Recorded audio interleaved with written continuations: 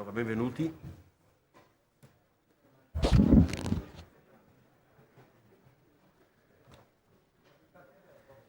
Allora, cominciamo come tradizione da una specie di rito a cui teniamo moltissimo, che è la commemorazione dei soci a cui manifestiamo il nostro affetto, la nostra gratitudine. E questo è il caso oggi della commemorazione del socio effettivo Mario Ruggenini, e prego Luigi Ruggiu di accomodarsi e di preparare la commemorazione. Vi ricordo soltanto che al termine della commemorazione verrà interrotta brevemente l'adunanza pubblica per salutare la famiglia, naturalmente, per ringraziarla. E non è certamente invitata ad andarsene, se vuole restare rimane con noi e ci farà un regalo, ma le interromperemo brevemente subito dopo. Luigi. Grazie. Il mio incontro con Mario Ruggenini risale al 1959. A Milano, quando entrambi vincitori di borsa di studio per merito, siamo entrati nel collegio Agustinianum dell'Università Cattolica del Sacro Cuore. Abbiamo vissuto per 4 anni in collegio nello stesso piano, vicini di stanza, con tutto il gruppo, diciamo, filosofico, impegnati in grandi dibattiti e spesso anche in studi comuni e preparazione agli esami. I nostri percorsi praticamente da allora non si sono mai lasciati, si sono intrecciati prima, dopo Milano, a Venezia, all'Università di Ca' Foscari, in dipartimento, in facoltà ovviamente, e quindi qui nell'istituto. Mario Ruggenini si è dedicato con intensità e passione all'insegnamento universitario e soprattutto al lavoro di ricerca filosofica, da studente prima e poi da assistente volontario, come eravamo tutti allora, nella medesima università a Milano, e poi da docente a Ca' Foscari a Venezia, fino alla conclusione della sua attività accademica, quando è stato nominato docente emerito. L'incontro presso il Collegio Agustiniano dell'Università Cattolica è importante, perciò ne parlo, perché allora il collegio era un centro vivacissimo di cultura. Non vi elenco tutte le personalità, a partire da Prodi, Flick, eccetera, che nei nostri anni erano nello stesso collegio, quindi è soltanto per dirvi che era stata una cosa importante, ed era in qualche modo punto di riferimento degli orientamenti della cultura del cattolicesimo progressista. E non dimenticate che siamo alla soglia del centro-sinistra, e non a caso ha trovato nella Università Cattolica il teologo che in qualche modo ne ha difeso dal punto di vista teologico le ragioni, teologiche per dire quelle non ostative, insomma, per intenderci, e ha avuto un carattere decisivo nella formazione e nella condivisione di molti aspetti essenziali per la formazione agli orientamenti di vita.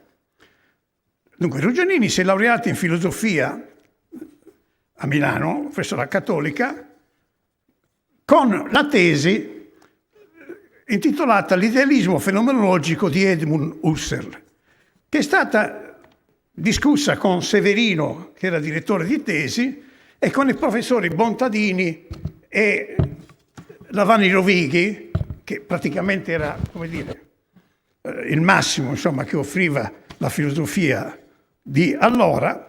E certamente Lavanni Rovighi, con la sua conoscenza pionieristica di Husserl, per i rapporti tra la storia della filosofia medievale e Brentano, maestro di Husserl, ebbe certamente peso in questa scelta. Ma vi tralascio tutte le parti filosofiche che motivano questo tipo di scelta. Nella tesi ha riportato i pieni volti e la lode, e la laurea in senso stretto è stata ritardata per per problemi connessi con i dubbi sulle scelte vocazionali di vita di Rugenini. Quindi, per dire come prendeva seriamente le cose. E fa parte di tutto quel gruppo di studenti che si raccoglie allora attorno al giovane Emanuele Severino e che in qualche modo costituivano quasi un nucleo di polemico nei confronti della filosofia tradizionale, sia quella di stampo neoscolastico che allora aveva come centro Francesco Olgiati ancora, e sia la nuova filosofia, cioè la filosofia progressista, che era rappresentata da Gustavo Bontadini, che in qualche modo aveva raccolto la lezione dell'idealismo e in Cattolica rappresentava, diciamo così, la novità. La fase giovanile è fortemente caratterizzata da un interesse nei confronti della religione e del pensiero religioso, in un primo tempo decisamente orientato sulla fede e sulla religione della trascendenza. Questa apertura, che è rimasto, come dire, un elemento assolutamente costante e caratterizzante, ha avuto degli, diciamo, assestamenti, degli spostamenti, fino a dei veri e propri rovesciamenti lungo tutto l'arco della vita. Comunque è certamente una caratteristica di Mario. Nel corso del tempo, e soprattutto nella fase della maturità, questa apertura al religioso si è trasformata in un'apertura al sacro. Dirò dopo poi quali sono le differenze. E quindi con un'accentuazione dell'enigma e del mistero, che sono due termini che usa molto frequentemente e che non hanno un carattere irrazionalistico. Si tratterà di un risultato, quello del passaggio dalla religione al sacro, filosoficamente giustificato e voluto, e nel quale si sono avvertite sia delle forti reminiscenze del pensiero greco, cioè quel pensiero che diceva tutto è divino, qui sono dei, del pensiero greco. Nelle forme giovanili tale interesse si concretizza in un impegno che si esprime nel lavoro di approfondimento di carattere teologico e religioso, sia dal punto di vista filosofico nei confronti della metafisica cristiana, e quindi di quella metafisica, diciamo, tomistica, e di Agostino, e sia soprattutto con un forte impegno nella meditazione della teologia contemporanea, soprattutto quella di ascendenza tedesca, come Karl Barth, Bultmann, Ebeling, Jungel, quindi di quella certamente non ortodossa rispetto alla fede tradizionale. Vive inoltre con partecipazione molto intensa il dibattito filosofico-religioso, che allora, diciamo così, coinvolgeva sia le stanze del dipartimento e le sale di lezione, quindi tra gli studenti erano molto, molto vivaci, e in particolare anche il confronto poi decisamente con i docenti. Nel frattempo, quindi dal 59 siamo oltre il 62, fino alle soglie del 68, non ve la tiro lunga.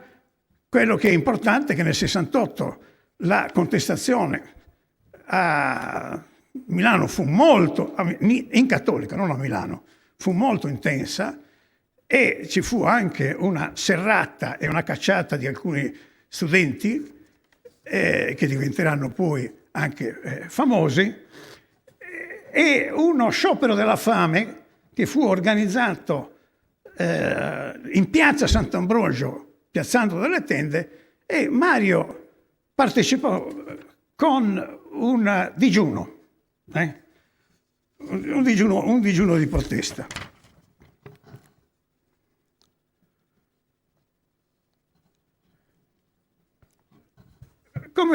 detto,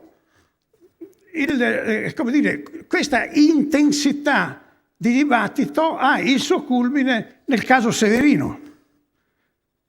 Severino era il giovane brillante dell'Università Cattolica, era allievo di Bontadini e che nello stesso tempo, come dire, aveva fatto un percorso di tipo neoparmenideo che sostanzialmente, volendo applicarlo alla teologia cattolica, negava la possibilità della creazione, che non è una cosa evidentemente da poco.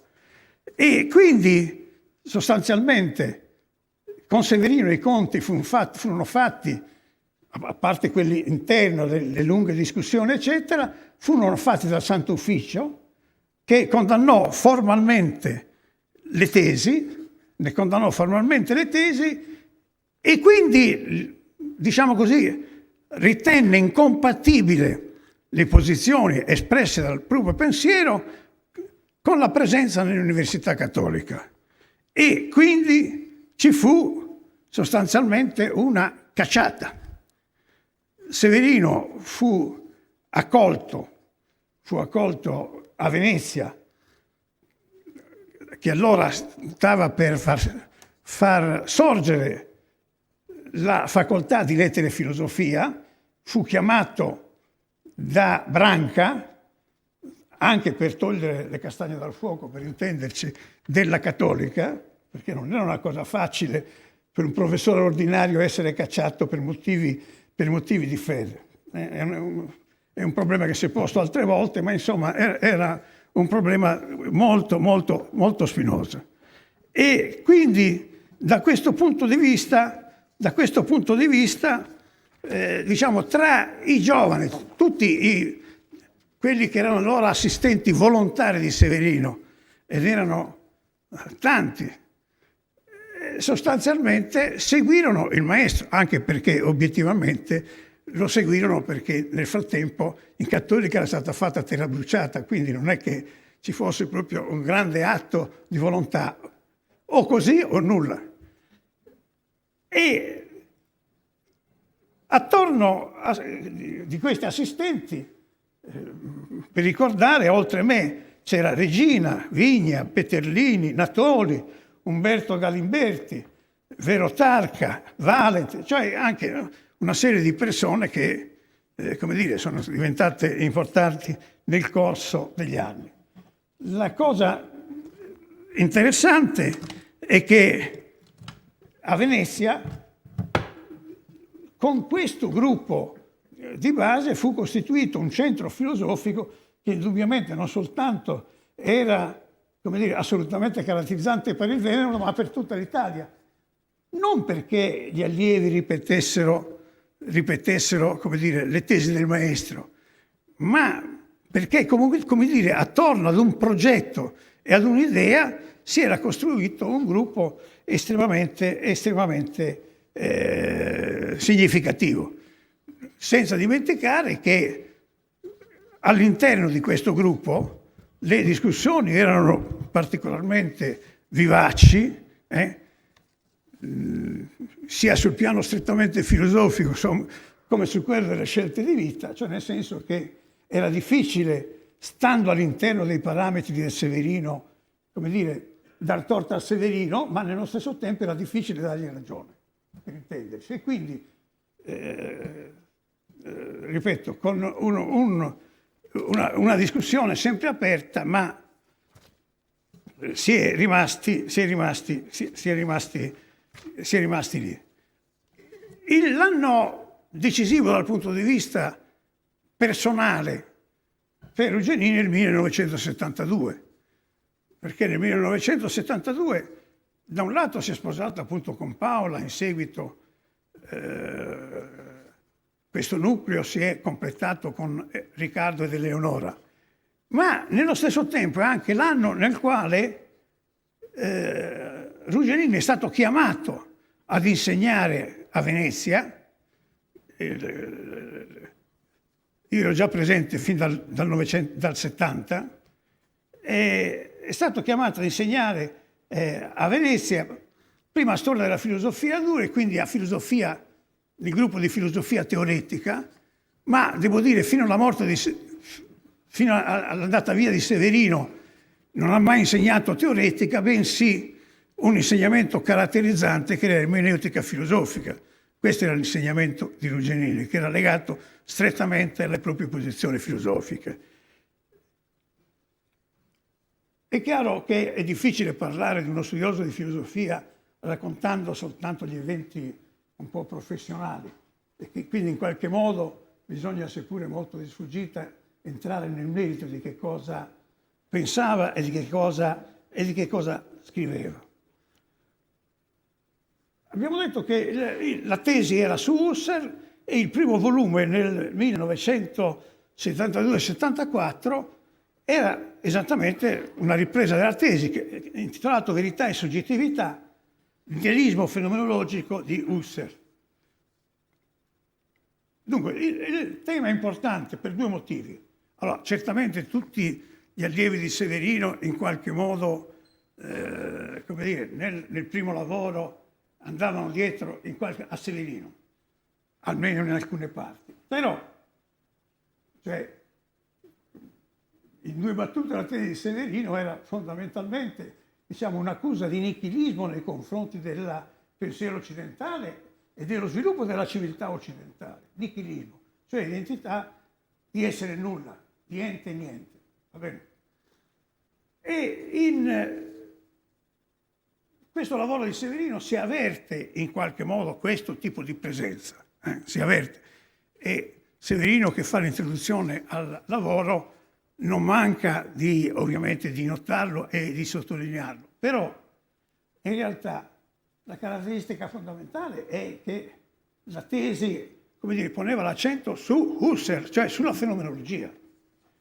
E quindi in qualche modo, al di là dell'orientamento generale della cattolica, era la fenomenologia che interessava a Rugenini. E non a caso ha avuto, come dire, una forte presenza negli archivi di Husserl a Lovanio a studiare gli inediti di Husserl.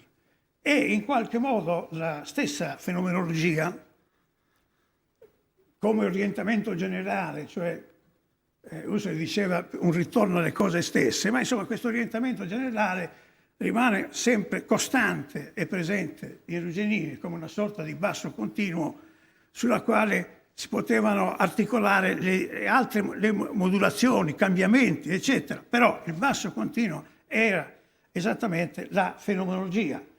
E la fenomenologia soprattutto nella interpretazione di un altro che aveva seguito la fenomenologia e che era Heidegger. E quindi c'era soprattutto la versione, in qualche modo, heideggeriana della fenomenologia. Per dire dell'importanza della fenomenologia basta ricordare che negli anni 60 la fenomenologia in Italia era un po' la filosofia di moda e che il centro della espansione della fenomenologia era a Milano e Paci, Enzo Paci. Però per dirmi come valeva la fenomenologia in Italia, per Enzo Paci la fenomenologia si legava strettamente con il marxismo. E quindi la fenomenologia era più, come dire, una sorta di elemento metodologico proprio della filosofia, però coniugato con altre filosofie, in particolare in questo caso col marxismo. Quindi, come dire, il fatto di aver scelto la tesi sulla fenomenologia è importante in questo dialogo e scontro con la cultura italiana e con la cultura milanese in particolare. E in particolare della fenomenologia sarebbe interessante, ma probabilmente quando il Dipartimento di Filosofia si ricorderà che è un Dipartimento di Filosofia e che quindi anche parlando su coloro che sono stati nel Dipartimento si può parlare seriamente di filosofia, solo per dire che non hanno fatto assolutamente niente nel caso di Rugenini, e quindi siccome ce ne sono alcuni presenti un modo per sottolineare questo aspetto. L'elemento fondamentale sul tema della fenomenologia è il problema della soggettività, il tema del soggetto.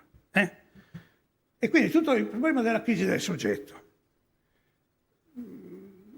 All'interno della Cattolica era, come dire, una tesi che ormai risaliva a molti anni, il problema della scissione tra soggetto e oggetto. Va bene? Il presupposto veniva chiamato. E questo presupposto nella formazione bontadiniana veniva tolto sempre sul piano della coscienza attraverso l'idealismo. Cioè l'idealismo era un po' la conclusione del processo del soggetto.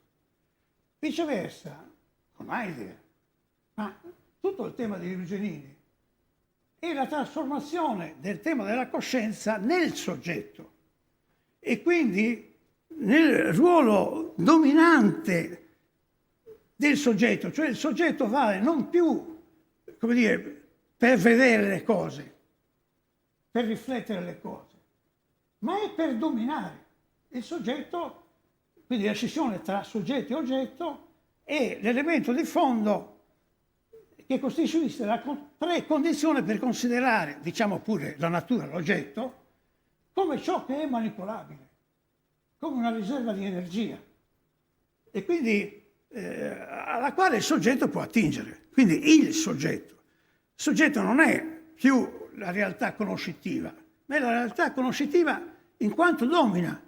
Quindi è una espressione di potere, è un esercizio di potere, per intenderci. È un esercizio di potere. E quindi da questo punto di vista, diciamo, questa accentuazione della tematica del soggetto, che in parte era anche questa di provenienza heideggeriana, è un elemento, come dire, fondamentale, intanto che demistifica la volontà di verità e la volontà di razionalità.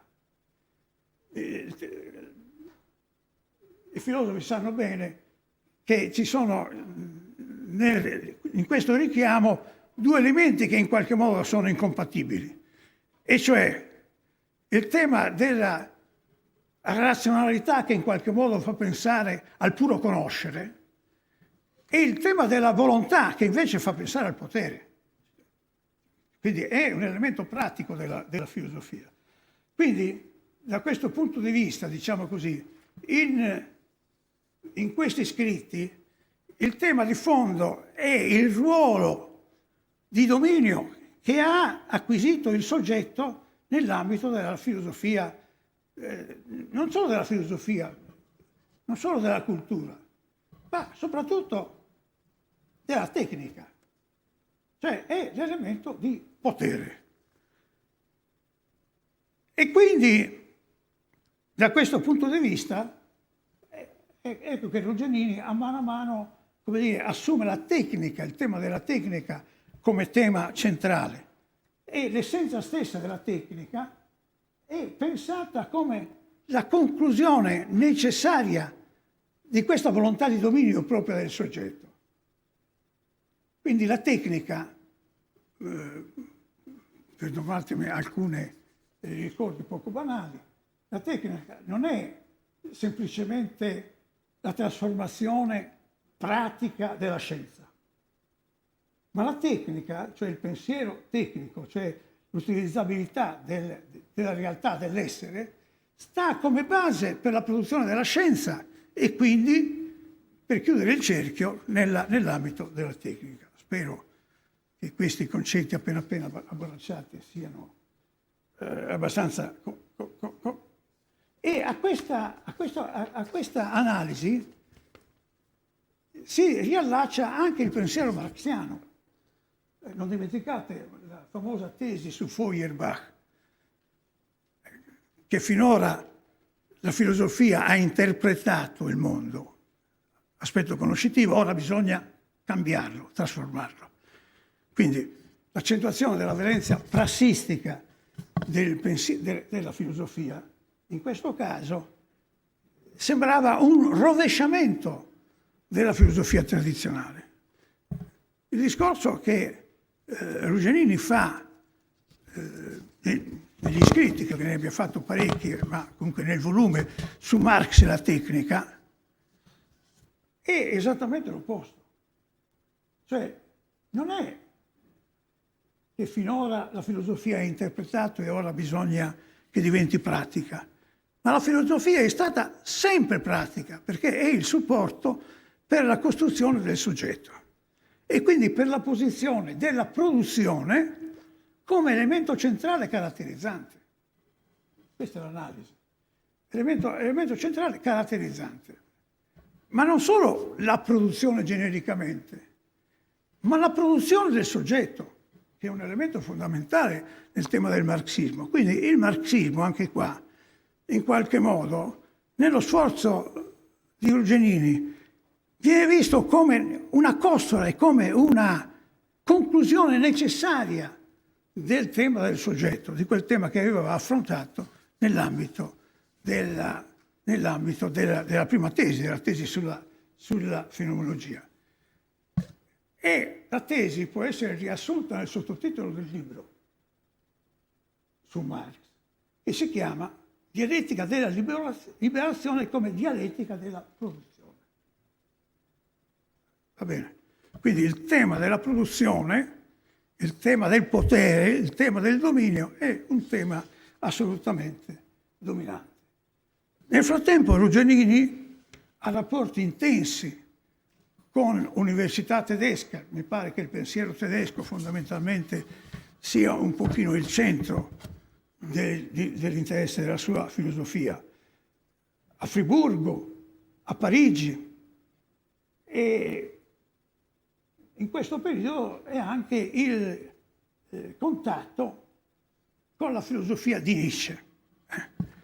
Giustamente, come qualche allievo ha posto in rilievo, diciamo che la filosofia di Nietzsche è stata forse eccessivamente filtrata dalla tesi heideggeriana che la volontà di potenza di Nietzsche è una conclusione, ancora una volta, del tema del soggetto. E quindi da questo punto di vista, diciamo così, forse c'era qualche opacità nel rapporto con Nietzsche. Però Nietzsche, in particolare con la sua tesi ermeneutica della volontà come interpretazione, quindi della realtà vista come interpretazione, c'è un rovesciamento completo con le tesi della fenomenologia. La realtà è interpretazione. Husserl cercava, attraverso questo processo coscienzialistico, di ritornare alle cose stesse, ma in realtà le cose stesse erano sempre a disposizione nell'ambito del linguaggio. Successivamente, a Ca' Foscari, Rugenini viene chiamato nel 1989 come ordinario per la cattedra di filosofia teoretica e, a riprova di quel basso continuo che non cesserà mai, cioè l'attenzione verso il religioso, entrerà nella rivista Filosofia e Teologia, che sarà un punto di riferimento costante. Va bene? E nello stesso tempo qui abbiamo, come dire, l'accentuarsi del dibattito, cioè del confronto continuo in moltissime sedi, a parte quelle italiane, Padova, Napoli, Palermo, Messina, Macerata, eccetera, eccetera, ma è stato in Russia, Spagna, Svizzera, a New York, a Washington, in Brasile, in Cina, va bene, in Messico. Quindi in qualche modo c'era l'interesse per le tesi nel frattempo elaborate da Severino e il costante dialogo con tutte queste posizioni nell'ambito mi pare, delle maggiori università mondiali.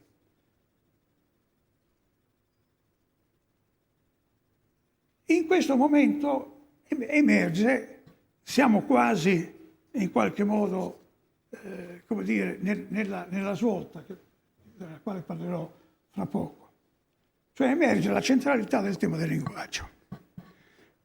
Il tema del linguaggio, dal punto di vista filosofico, è uno dei grandissimi temi, affrontato spesso, come dire, in senso formalistico o analizzato, come dire, in tutti i suoi aspetti.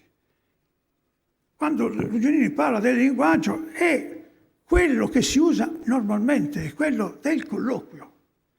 Quindi, legato al linguaggio stanno due tesi di fondo. Uno, che la cosa è parola, cioè che il nostro modo di rapportarci alle cose è attraverso la parola. Non c'è altro modo, quindi da questo punto di vista non è che la parola, come dire, trasforma la cosa, ma per noi la cosa sta nella parola. Quindi la parola, in qualche modo, ci rapporta alle cose. No, non ci fa mai mancare questo rapporto alle cose. La parola significa anche un'altra cosa fondamentale. Significa stare in dialogo. Cioè il dialogo non è qualcosa che si aggiunge alla parola, ma è qualcosa di costitutivo alla parola. Cioè la parola si dà nel dialogo, cioè nel colloquio. Quindi da questo punto di vista, c'è un'attenzione che sarà il fondamento, secondo me, degli ultimi 20 anni del suo pensiero, c'è un'attenzione fondamentale all'esistenza, alla finitezza e alla parola. Cioè è una riflessione costante, come dire, sul nostro essere nel mondo. Quindi non è qualcosa che fa, è una riflessione interna a questo nostro essere nel mondo, che ha a mano come centro che consente lo sviluppo delle singole determinazioni, il tema dell'esistenza, sulla quale ritornerò, il tema della parola, il tema del colloquio, perché noi siamo necessariamente in colloquio e il problema dell'accessibilità alle cose non per il tramite, ma solo nella parola. Quindi non c'è un linguaggio che è uno strumento che serve, ma è un linguaggio nel quale si dà immediatamente la cosa. È il momento anche di ricordare che a Ca' Foscari ha ricoperto molteplici incarichi istituzionali, è stato presidente del Consiglio in filosofia e teoria delle scienze, è stato direttore del Dipartimento a varie riprese, alternandosi spesso in molte di queste funzioni con me, membro del Senato accademico, presidente del Consiglio dei direttori del Dipartimento, coordinatore di diversi progetti di interesse nazionale, PRIN. Per un decennio sostanzialmente Ca' Foscari, la facoltà, il Dipartimento, è stato il centro di raccolta di molte università e ha avuto ininterrottamente il PRIN, cioè progetti di interesse nazionale, quindi caratterizzata tra le prime università in questa materia italiane, per 10 anni consecutivi. E Ruggionini è stato, più o meno ci siamo alternati, quattro volte, mi pare, direttore del PRIN. E inoltre ha avuto incarichi a livello internazionale, è stato dentro la promozione della conoscenza della fenomenologia in Russia,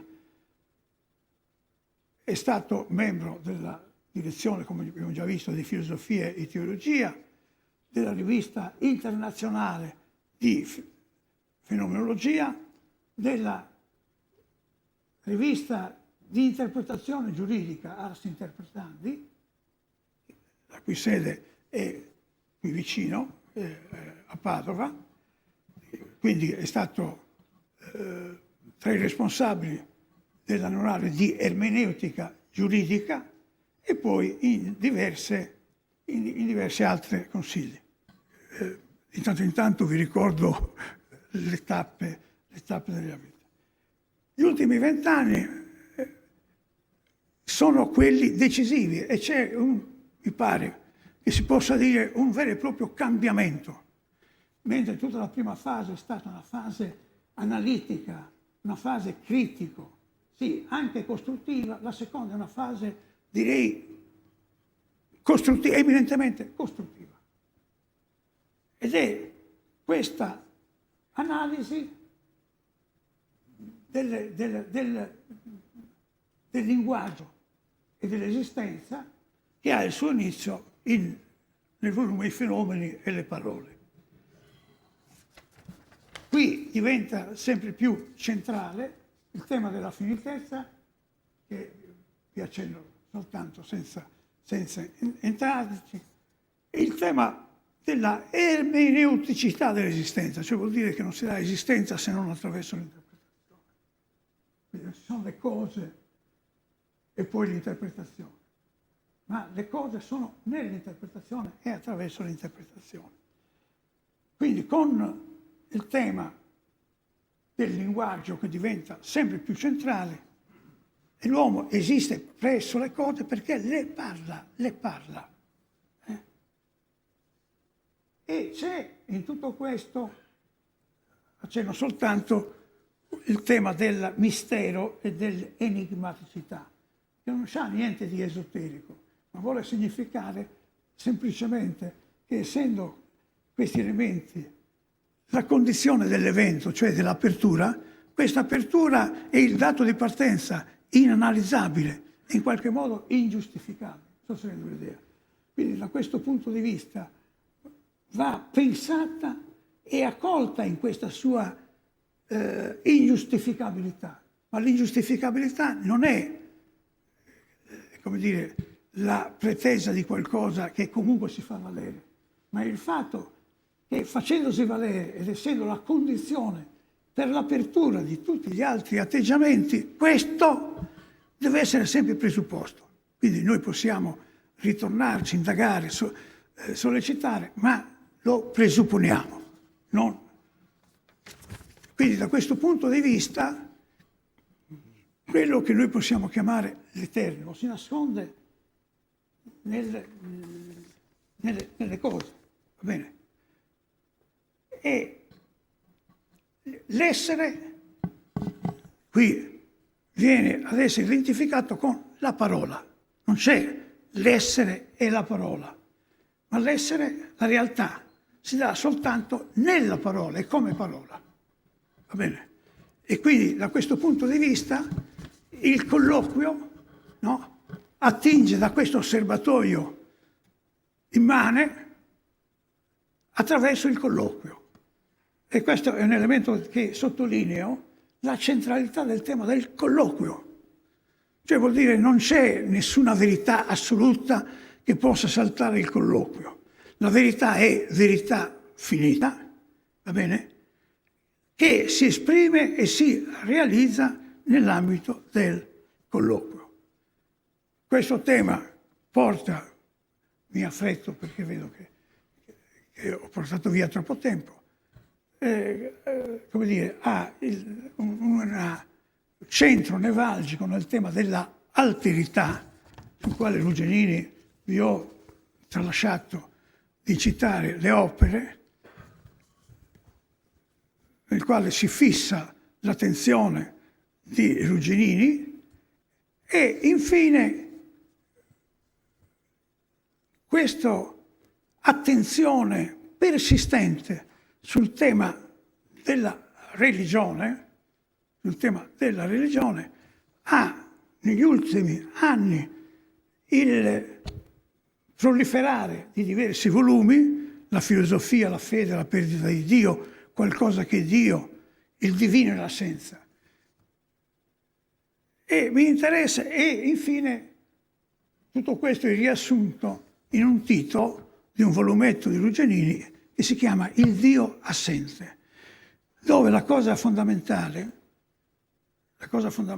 il Dio assente, quindi è non soltanto la condanna delle religioni della trascendenza, che quindi da questo punto di vista hanno in qualche modo imbastardito tutta la fede nel religioso. Va bene? E quindi le religioni della trascendenza vengono viste come in qualche modo una antropologizzazione della fede, cioè la perdita della fede. Questa fede, dico fede perché Ruggianini si riferisce all'evento, cioè all'apertura del mondo come enigma e mistero. Ho già chiarito che questo è tutt'altro che una proposizione, come dire, enigmatica, cioè che si affida alla volontà e alla crediloneria, ma che viene esaminata esattamente nei suoi fondamenti. E attraverso, possiamo dire, questa riduzione della realtà al linguaggio, c'è anche, è già venuto già da un po' di tempo, il congedo dalla filosofia di Severino, dal neoparmenidinismo. Va bene? Direi che questo congedo negli ultimi tempi ha assunto anche spesso un carattere acrimonioso, di rottura, cioè nel senso che questo parlare di essere e di nulla, no? Nessun linguaggio parla di essere e di nulla, parla delle cose, degli enti, come si presentano. E quindi è una sorta di fuga, va bene, che impedisce un effettivo colloquio, no? Che si pone come affermazione di una verità assoluta, assolutamente intrascendibile, ma che in realtà è la fine di ogni possibilità, non solo di dialogo interno, ma di dialogare con le cose, di parlare delle cose, va bene? E quindi c'è la presa di congedo da questo. E il Dio assente, mi fermo soltanto un attimo, è una tesi molto importante perché che ha un carattere polemico e un carattere costruttivo. E quindi dove la riflessione per il Dio del quale parla Ruggianini bisogna riferirsi, ripeto, all'esperienza dei primi greci, no? Dove voi trovate spesso questa affermazione, che tutto è divino, e diciamo all'esperienza di un poeta, Hölderlin, che sono i due punti di riferimento. E qui Ruggianini, che ha sempre, come dire, avuto un rapporto, direi, privilegiato con la teologia, sia pure condannando la teologia tradizionale e la teologia della trascendenza, qui approfondisce il tema dell'assenza, quindi assenza di Dio vuol dire, assenza, il tema dell'assenza, cioè assenza di quel Dio trascendente, ma presenza di quel Dio che è l'apertura all'evento del mondo stesso. E questo mi sembra l'ultima parte di grande interesse perché Ruggianini si sforza di costruire una teologia dell'assenza, che non è poco, perché tutta la teologia tradizionale si fonda sulla presenza, sulla necessità di Dio per salvare l'uomo, perché Dio giustifica l'esistenza. No? Qui invece è una teologia dell'assenza. Non ci fermiamo di più. L'ultimo punto, abbiamo accennato solo 2 parole, abbiamo accennato continuamente al tema del linguaggio, ma il linguaggio si costruisce e si costruisce con i linguaggi, con il parlare.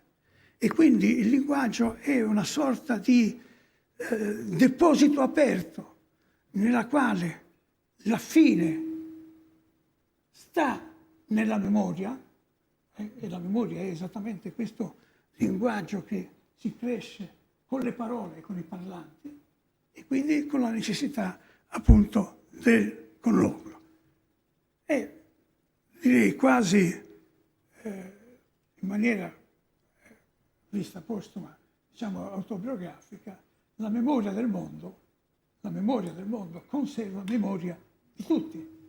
Cioè il nostro contributo, le parole, costruiscono appunto il mondo. E quindi la morte non è la fine, ma è il proseguimento all'interno della memoria del mondo. Grazie.